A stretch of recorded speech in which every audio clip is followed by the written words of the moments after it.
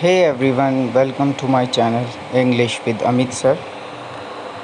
Today's video we are going to learn some phrases and some vocab in easy way. जैसा कि channel का नाम है easy English, तो फ्रेंड्स मेरा हमेशा यही कोशिश रहती है कि जो भी चीज़ें हैं, चाहे वो वोकैब हो, चाहे वो फ्रेजेस हो, इडियम्स हो, उनको बहुत आसान करके आपको बताया जाए so that you can use them easily. So first you can see here, don't patronize me. Don't patronize me.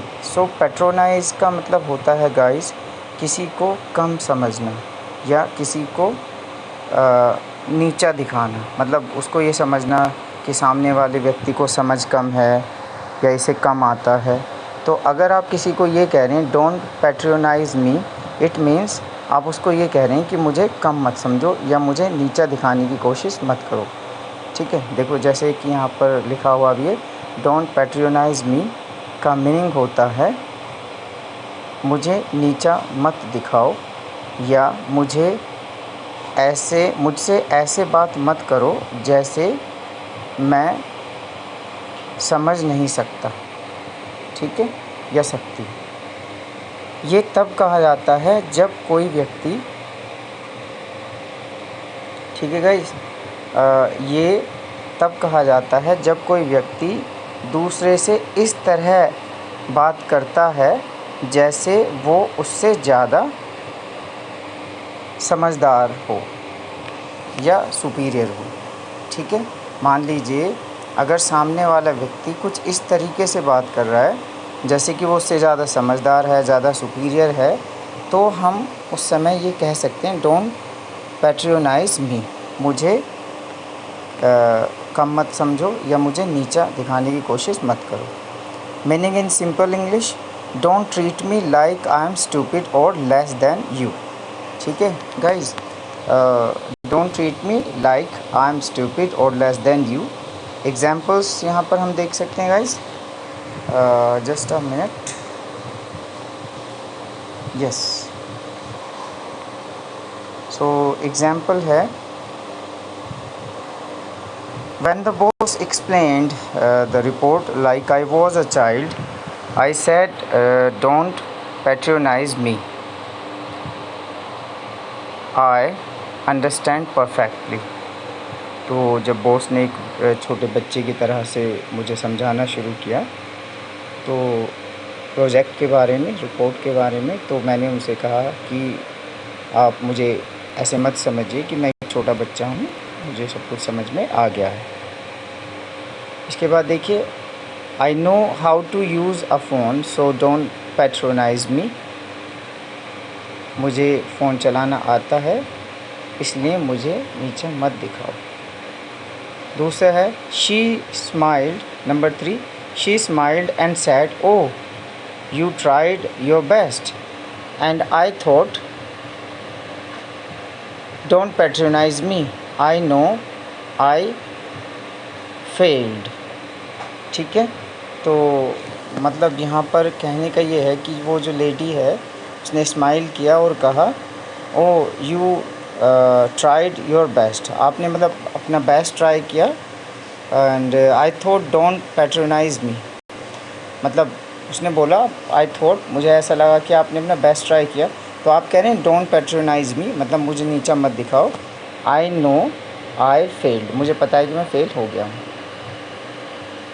ठीक है, उसके बाद देखिए, don't patronise me just because I did not go to college, सिर्फ इसलिए मुझे नीचा मत दिखाओ क्योंकि मैं कॉलेज नहीं किया मैंने, मतलब। ओके गाइज, तो ये होता है पैट्रोनाइज़।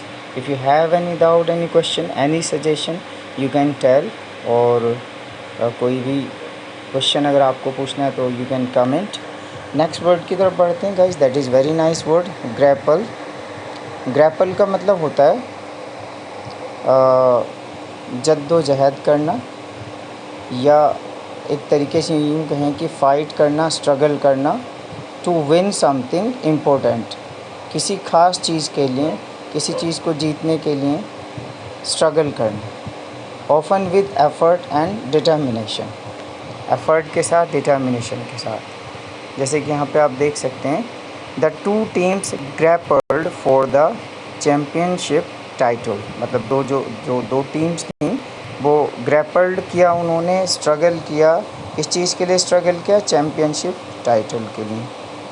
उसके बाद देखिए, she grappled with her fears to achieve her dreams, और ये बात सच भी है guys, whenever you want to achieve your dreams you will have to grapple with your fear first. पहले आपको अपने फियर के साथ स्ट्रगल करना पड़ेगा, उसको हराना पड़ेगा, तभी आप अपने जीवन में निश्चित लक्ष्य की प्राप्ति कर सकते हैं।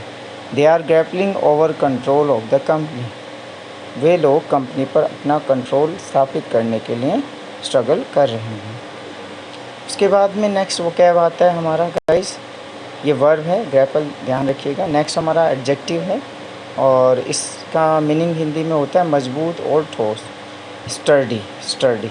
तो sturdy means strong and solid, solidly built, able to withstand force और प्रेशर। विदस्टैंड मतलब फेस करना, तो कोई भी चीज़ जो फेस कर सके किसी भी फोर्स को, किसी भी प्रेशर को, तो वो किस तरह की है, वो स्टडी है। जैसे the table was so sturdy that it did not shake even under heavy weight, the construction of the house is very sturdy, he wore a sturdy pair of boots for hiking in the mountains. So these are the words, and a phrase is also there.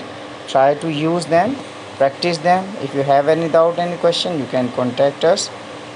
Okay, just hit the bell icon and subscribe the channel, share the video. Thank you guys.